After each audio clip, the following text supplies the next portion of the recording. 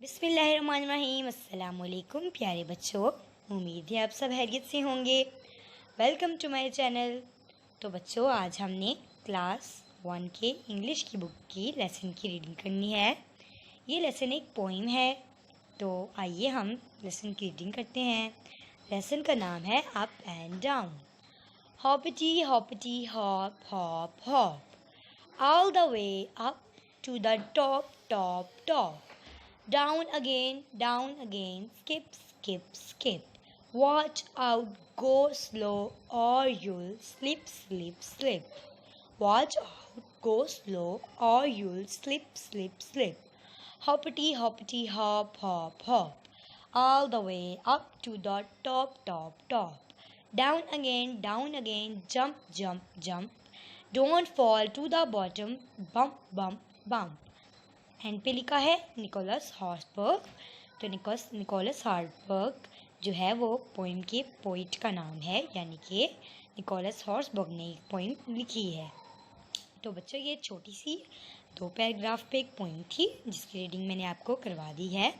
आपने रीडिंग की प्रैक्टिस करनी है। आइए मुश्किल लफ्ज़ देखते हैं। वॉच, वॉच कैसे बोलना है?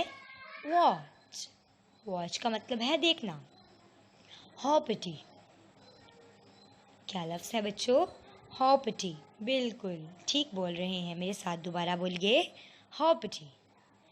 बच्चों, समथिंग क्या मतलब है? कुछ भी। समथिंग कुछ भी, समथिंग कुछ भी। वॉच आउट, बच्चों वॉच आउट इस वर्ड का मतलब क्या है? वॉच आउट का मतलब क्या आप जानते हैं? आइए मैं आपको बताऊं। वॉच आउट का मतलब to look for something.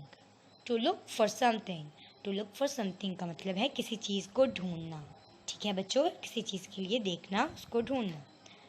Bottom, lowest part of something, किसी भी चीज़ का नीचे वाला हिस्सा बॉटम कहलाता है। ठीक है बच्चों, lowest part of something bottom कहलाता है। अगेन, अगेन, अगेन का क्या मतलब है बच्चों? वंस मोर, वंस मोर यानी कि एक बार फिर। अगेन का मतलब है वंस मोर, एक बार फिर। बच्चों, यकीनन आपको ये मुश्किल अल्फाज और रीडिंग आ गई होगी। अच्छे से प्रैक्टिस कीजिएगा। और बच्चों, अगर आपको किसी भी टॉपिक में मुश्किल है तो आप मुझे कमेंट सेक्शन में बताइए, ताकि मैं उस टॉपिक पे आपके लिए वीडियो बना सकूं। थैंक्स फॉर वॉचिंग बच्चों, मिलते हैं अगले लेसन में। अल्लाह हाफिज़।